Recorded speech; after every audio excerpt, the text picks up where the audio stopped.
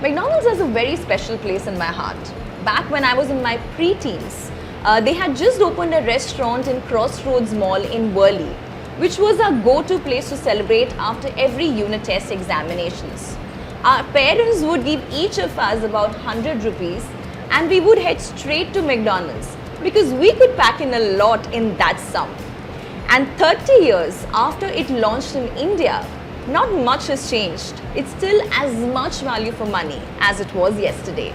Now joining me is Akshay Jatia, the CEO of Westlife Foodworld, the master franchise for McDonald's in the West and the Southern region. Thank you so much for joining us. Now Akshay, brand McDonald's has completed 30 years this year in India. Tell me, how do you manage to keep the brand relevant for the teens and the young adults here when most other brands your age are failing? So that's a great question, and I'm actually turning 34 this year. So the brand was started when I was only 4 years old, and I've actually seen it grow as my parents built it. And what's amazing is that I still find it super exciting, and I think a lot of the work that we're doing even globally is to make sure that customers can continue to relate to our brand. Right. Firstly, we're very fortunate that it's a very powerful brand with a very strong system across the world. I think one thing that stands out to me is that I grew up with this brand. Like you said, when I was in school, there was a restaurant very close to my school at Fort. It was our VT McDonald's. We still have it today, and every day or every few days after school, we would stop there. We would have our aloo tikkis, we would have our drinks. Right. We would enjoy sitting there, hanging out, whether it was after school, whether it was after football matches. So I think the purpose of this campaign that we've currently launched, which is called Let's Family at McDonald's, kind of builds on that same thought process that McDonald's has a place for everyone.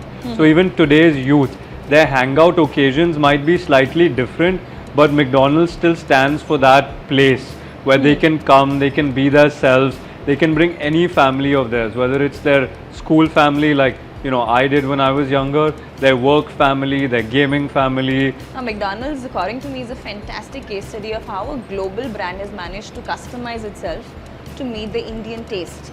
Tell me, what percentage of your menu today is largely Indian, and how is it working out for you, considering that a lot of teenagers today are adapting themselves to global menus like Korean? What is your balance there today? So actually 90 to 95% of our menu is local. We've actually created our core products for India. So whether it's the aloo tikki, the McVeggie, we have some global core products, but primarily the protein we serve is only chicken because we don't do beef and pork in India. Most recent campaign we launched, which was our extra value meal at 99 rupees, which is part of the larger brand campaign, which is Let's Family at McDonald's, has also allowed us to bring a lot of new customers to our restaurants from the new generation, and that's one of the reasons we're seeing good momentum in terms of customers coming to our restaurants even today. So I think that's one way we've been able to relate to customers, and like you rightly said, we do limited time promotion. So Korean was one trend that was identified by our teams. We launched a Korean menu for 1 quarter. This year as well, we'll be doing a couple of other themes like that. We might play with our spicy portfolio, our spicy, our spicy paneer burger, our mixed spicy chicken burger. Again, locally innovated and created products, which have actually, found global fanfare as well. But at the same time, very strong equities for us. I remember McDonald's would come with that Happy Meal that had a toy attached to it, and it was a big draw for us kids that age. Today, have you managed to create some kind of an innovation or perhaps a collectible that would have the same impact on the kids and the young adults? So recently, actually, we've been experimenting a lot with merchandise. It's something that McDonald's has been very successful with globally, and we've seen some great, feedback, momentum. It's been received very well by our customers. Most recently, we launched these bag charms, and they were sold out across multiple stores. Okay. In addition to that, yes, I think the Happy Meal platform for children is a great advantage we have as a brand, and we did a lot of good work in the early years. Unfortunately, for the last few years, it's not been available at our restaurants. but we're working very closely with our supply chain team as well as the government to make sure that we're able to provide these toys at the global standard that we specify to our customers. So I think we're close to cracking that, and I think once that's available, that'll further build our portfolio. But we continue to stay very relevant to children. I was just trying to compare, parents our time and parents today. Today they are very wary of, feeding processed food to their children. So how is McDonald's really battling that and trying to make sure that, they can feed the burgers to the children guilt-free? So again, great point. It's a trend that's super relevant for consumer brands like us. And I myself, being very conscious about what I eat, want to lead from the front. Globally, there's a lot of work being done around sustainability and sourcing. But the advantage of us being the local operator in the country is that we have established our supply chain using, India as the moat. So our entire supply chain is local. We've built for India with India, over the last 30 years. And I think as a result of that, we can control everything that goes into the food that we serve. So whether it's the ingredients, whether it's the practices that our farmers deploy, our processing partners deploy to make sure that the food is made in the best way possible to serve at scale at the prices that we do, I think we've made great leaps. So I think that's one part of it. Second, obviously we need to continue to innovate with the options that we offer. So we started with the multi-millet bun. We started with making sure that our food products also keep improving in terms of the content within them. So what I mean by that is we made the aloo tikki into a balanced meal. So you get the perfect amount of fat, carbohydrates and protein when you eat an aloo tikki. In fact, that's my go-to product when I have to eat McDonald's for multiple days to make sure that I'm getting the right nutritional balance. And again, in terms of ingredients, I already mentioned, we do what's possible at scale to make sure that the best ingredients go into our products. So I think these are some steps we've taken. And lastly, something we did over the last year, which was the protein slice, which was the protein introduction. Again, it's another trend and another macronutrient that's extremely important to our diets. Again, is another example of how we've made our food permissible. So people can still indulge, but they can do so mindfully. Interesting. Now, you spoke about regional operators, and McDonald's is one of those rare companies, global companies, which has 2 regional operators here in India. Tell me, how does it create a challenge for you with regard to taking ownership of the brand and also with regard to creating those advertisements which go on a mass level? So I think the beauty of our brand is that it's so powerful, it's beyond any individuals and operators. So I think we keep that sacrosanct, and regardless of the structure in terms of how we operate, I think brand McDonald's is one, and I think both the licensees in the country who now operate close to 800 odd restaurants really respect that. And as a result, we've been able to build the brand over the last few years coming out of COVID, where there was a lot of volatility and there were a lot of changes in how consumers consume. So I think that's been fantastic. I think in terms of menu innovation, I think we innovate quite well at a national level and make sure we put customers first. So any products we introduce are, there's a best effort made to make sure it's available across the country. And even if not, we make sure that for our regions, it's the best product that will suit our customers' needs. So I think by doing these few things, we've been able to ensure that brand McDonald's grows. And all research shows us that in terms of growth, as the eating out market is growing, we're growing quite well as a brand. And what about inconsistencies in the menu? Because I think, and correct me if I'm wrong, chicken McGrill is available in the northern part of the country and it's not available here. So how do you manage that, for someone who's a McDonald's loyalist and really likes that particular burger, and if he can't go to a particular chain and, find it, would that not be disheartening for him? So I think that that's a relevant point, but even if you look at McDonald's globally, right, I think our intent is to make sure that you get the right experience wherever you go. Menus are different across the world, right? So if I go to, even the Middle East, which is only 2 hours away, the menu's entirely different, right? I won't get my aloo tikki over there, but eventually it's brand McDonald's. And I think because of the experience we offer, we've been able to ensure that customers don't find that to be a huge inconvenience. They will have a substitute which will suit their needs. So when I travel, for example, I know there is, for example, the McChicken, which may not be my go-to burger in India. I prefer the aloo tikki over here, but it'll meet my needs. You know, over there, my need states are a little different. Similarly, if you're traveling between different cities in our country, the need states might be slightly different versus when you're in your home city. So I think that's how we've been able to tackle it. Is it ideal? No. But I think it's about brand McDonald's and the experience we offer. I think menus will always be different across the world. Okay, interesting. Now, globally, again, if I see brand McDonald's has had a fantastic rivalry with Burger King. And you know, the ads are very creative. They keep taking a swipe at each other. It doesn't happen so much in India. Why?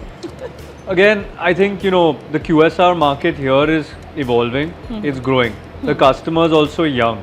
So I think, you know, we've all been trying to build the category and the industry. I think the US and the West are extremely mature. You know, their forms of marketing, their forms of consumption are still far ahead of where we are. So this becomes more relevant in terms of the competitive intensity. I think today, while there is competitive intensity, we are all peers in terms of growing the QSR market, and we're very focused in terms of growing our market share. And I think we feel, and we're fortunate to be in this place, that it's more effectively done when we put the customer first versus trying these tactics where we put each other down. So I'm very happy to see that that's how we want to grow the market, and that's not been one of the barriers for growth. And talking about growing the market, what is your marketing mix today and how are you reaching out to the consumer? And how much of your annual revenue is going into marketing the products? We spend close to, you know, 5% on marketing. So it's a large, you know, corpus that's allocated to make sure that we stay relevant for our customers. We are available in terms of information and our propositions on the relevant media for them. And we are always staying top of mind. If you don't do this today, no matter how powerful your brand is, you will start slipping. There are enough correlations and causations that we've made to establish that. So that's a good amount of focus and monetary value allocated towards staying top of mind. And I think that we've been able to find a good mix of digital media, you know, traditional media. However, most traditional media is also now pivoting to digital, right? There are these new avenues of connected TVs. Most of us have those TVs at our homes. Most of the content now is being delivered through OTT platforms. So their form of advertising is digital largely, whether it's through mobile phones or your TVs. So I think we've established a very good mix, but we have established internally that majority of our spends in the marketing budget should go towards consumer facing spends, which means being available on all these media platforms to spread our message.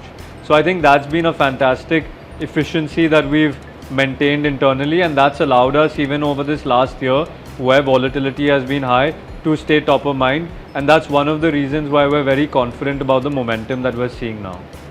Okay, now I had some numbers. Now Westlife Foodworld franchise in India had reported some 85% drop in quarterly consolidated profit for 2026. Now tell me, why is this happening, and who's your biggest competitor today? Is it the local cafes? Is it global chains that are coming to India, or is it those cloud kitchens which are making people too lazy to even go out and, you know, go to a physical restaurant and eat? So competitive intensity has always been high, and actually the way I would look at it is actually our same-store sales growth, which was softer last year. We are opening a large number of restaurants, so some of those accounting practices do impact profit. So I would not look at that figure today. As we're building, obviously as a business, it will become more and more important. But I think our cash flows have still been quite solid, and I think our cash flows have been funding for all this internal growth, which is quite substantial because we deploy close to 2 to 3 billion rupees in terms of capital. And if you look at our financial strength, it still remains quite strong because we have marginal debt on our books. So I think that more accurately reflects our profitability and our financial strength. But most importantly, our focus is on same-store sales growth. And I think in Q4, we finally started turning the corner in terms of what our momentum could look like.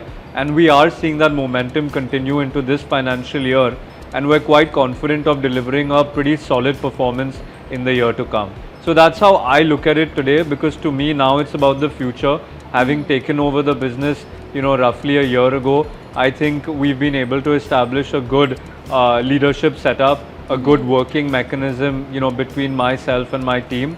And I think we're quite confident to deliver that excellence that McDonald's stands for, even in terms of our growth and our numbers.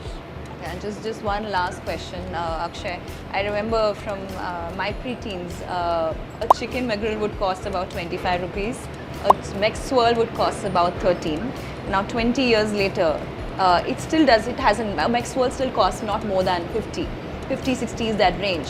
So I'm looking at very low margin meals here for McDonald's. So that means you're highly dependent on large volumes. So as the next generation entrepreneur for McDonald's, how do you think you're going to re-emphasize the importance of the brands for the generations to come and make it as relevant as it was for us as it is for them?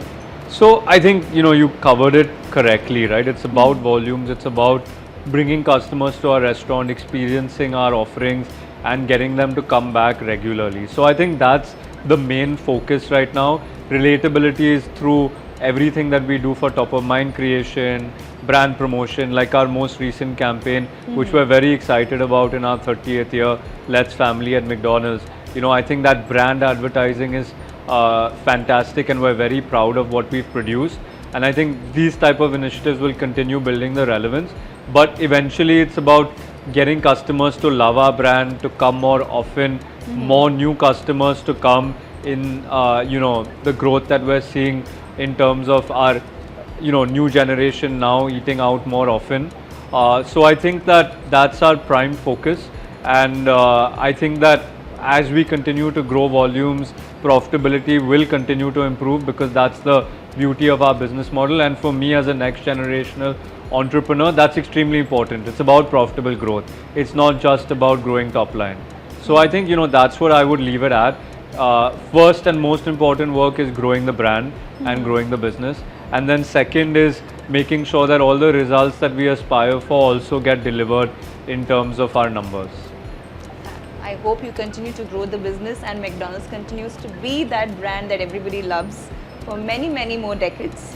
Congratulations on your 30th anniversary, and yeah, like I said, may you have many more. Thank you so much.